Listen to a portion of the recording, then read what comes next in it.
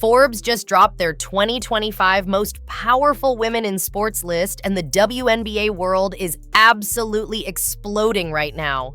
Caitlin Clark landed at number 4, sitting next to literal billionaires and franchise owners, making her the most powerful female athlete on the entire planet. Meanwhile, Angel Reese didn't even crack the top 50, and sources close to her camp say she's absolutely fuming about it. But here's what nobody's talking about. This isn't just about a Forbes ranking. This is about an $8.1 million empire that's changing everything we thought we knew about women's basketball economics. Before we dive into the shocking details, if you're Team Caitlin Clark, smash that like button and comment 22/7 to show your support.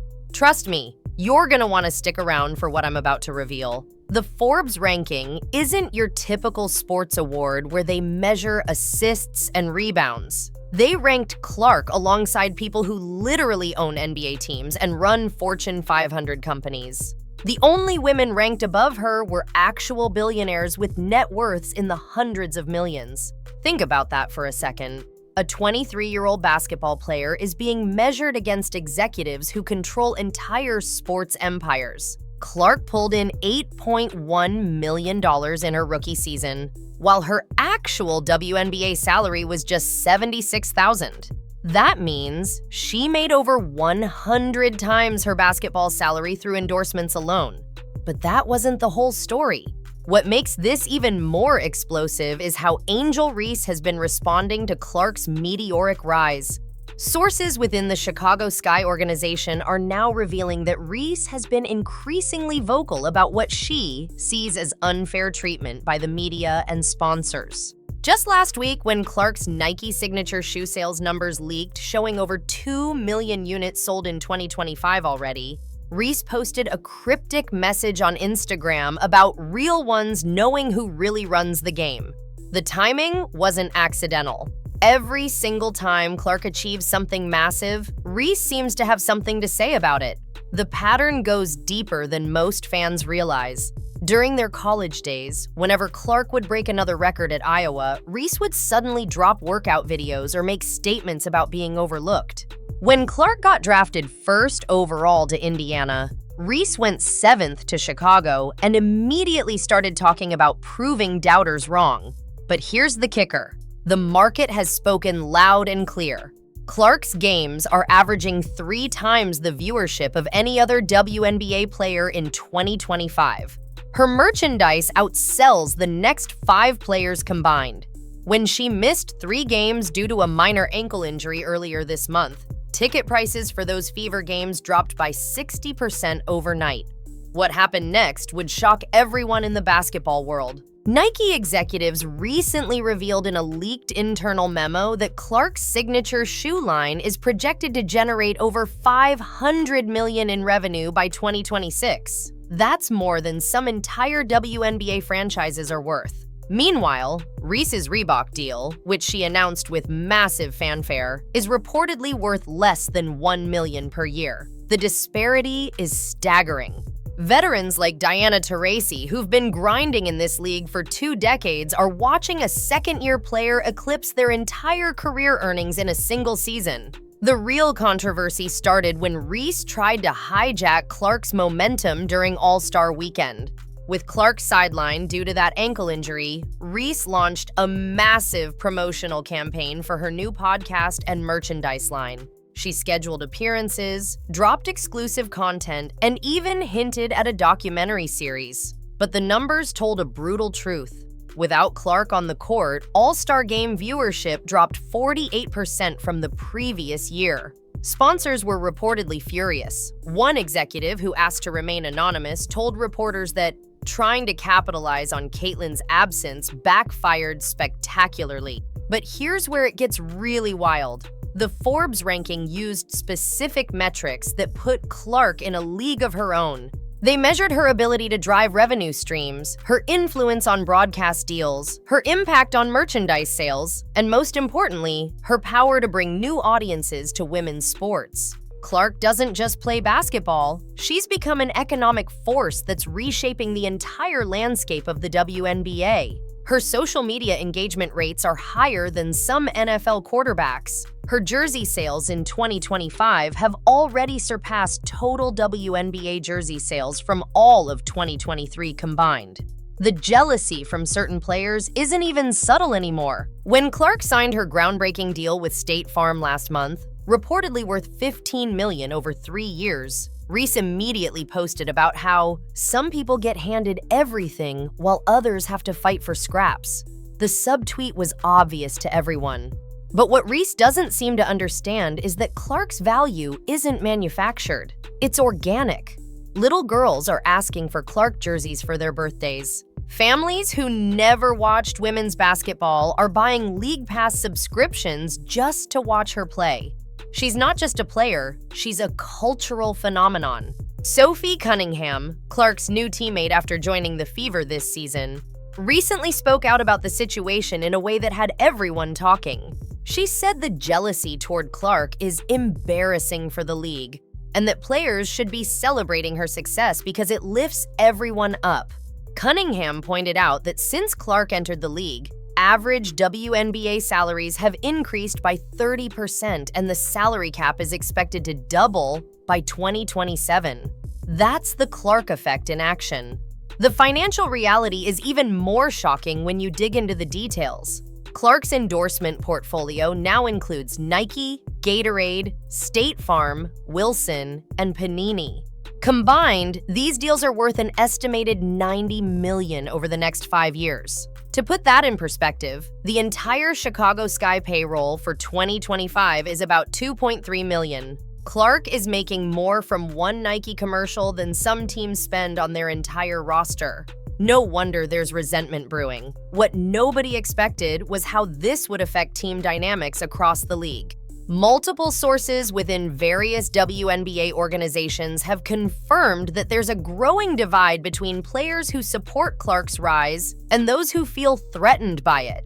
Some veterans see her success as validation that women's basketball can compete for mainstream attention. Others, particularly those who've been grinding for years without recognition, see it as unfair that a young player gets all the spotlight. The tension is real, and it's affecting locker rooms across the league. The most revealing moment came during a recent press conference when Reese was asked directly about Clark's Forbes ranking. Instead of offering congratulations, she pivoted to talking about team success and how individual accolades don't matter. But her body language told a different story. Crossed arms, tight jaw, barely concealed frustration. Sports psychologists who analyzed the footage said it was textbook jealousy behavior. One expert noted that Reese exhibits classic signs of someone struggling with comparative success in a competitive environment. Here's something that'll blow your mind. Clark's economic impact extends beyond just her personal earnings. Cities that host Fever games are reporting massive spikes in hotel bookings, restaurant revenue, and local business activity. Indianapolis tourism officials estimate that Clark's presence has generated over $50 million in economic activity for the city in 2025 alone. When the Fever travel, opposing teams are moving games to larger venues just to accommodate demand. The Las Vegas Aces had to move their game against Indiana to T-Mobile Arena because their regular venue sold out in minutes. The social media metrics tell an even crazier story. Clark's Instagram following has exploded to 12 million, making her the most followed WNBA player by a massive margin. Her TikTok videos regularly get tens of millions of views. Meanwhile, Reese has been stuck at around 2 million followers despite constant posting and engagement attempts. Marketing experts say the difference is authenticity. Clark's content feels genuine while Reese's feels forced. But wait, it gets even more interesting. League insiders are now revealing that the WNBA's new media deal, worth $2.2 billion over 11 years, was largely driven by Clark's presence in the league. Broadcasting executives specifically mentioned her drawing power in negotiations. One source said networks were essentially betting on the Caitlin Clark era of women's basketball. Without her, the deal would have been worth significantly less. That means every player in the league is benefiting financially from Clark's star power, whether they want to admit it or not. The controversy reached a boiling point last week when leaked audio surfaced of Reese talking to teammates about the Forbes list. While the full context isn't clear, she can be heard saying something about politics and who they choose to promote. The audio went viral and sparked massive debate about whether there's actual discrimination or if it's simply market forces at work. Most analysts sided with the latter. Clark sells tickets, drives ratings, and moves merchandise at levels nobody else can match. What makes this whole situation even more fascinating is how Clark herself has handled the attention. She's remained remarkably humble, always crediting teammates and talking about growing the game for everyone. After the Forbes announcement, she posted a simple thank you message and highlighted other players who inspire her. The contrast with how others have reacted couldn't be more stark.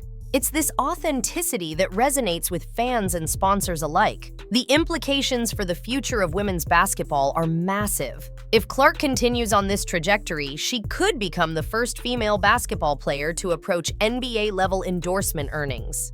Industry insiders predict she could be worth $500 million by the time she retires. That kind of money doesn't just change one player's life, it changes how the entire sport is valued and marketed. Recent developments have made the situation even more explosive. Just yesterday, news broke that Clark is in talks for her own signature basketball line with Wilson. Not just a shoe deal, but an entire equipment line including balls, training gear, and apparel. The deal could be worth another $20 million. Meanwhile, Reese's podcast, which launched with huge promotion, is struggling to maintain listeners and lost its primary sponsor after just 3 months. The real question everyone should be asking is whether this jealousy and resentment will ultimately hurt the league. Some analysts worry that the negative energy directed at Clark could turn off new fans who are just discovering women's basketball. Others argue that rivalry and conflict drive interest. But when that conflict stems from pure jealousy rather than on-court competition, it risks looking petty and unprofessional. Make sure to subscribe and hit the notification bell because I'll be covering every development in this explosive story. The drama between Clark and Reese is far from over. And with the 2025 season in full swing, things are only going to get more intense. The bottom line is simple. Caitlin Clark has transcended basketball to become a cultural and economic phenomenon. She's not competing with other WNBA players anymore. She's competing with global sports superstars for influence and earning power. The Forbes ranking simply confirmed what the market already knew. And for those who can't accept that reality, the jealousy is only going to eat them alive while Clark continues to soar to unprecedented heights. The revolution in women's basketball has a name, and whether certain players like it or not, that name is Caitlin Clark.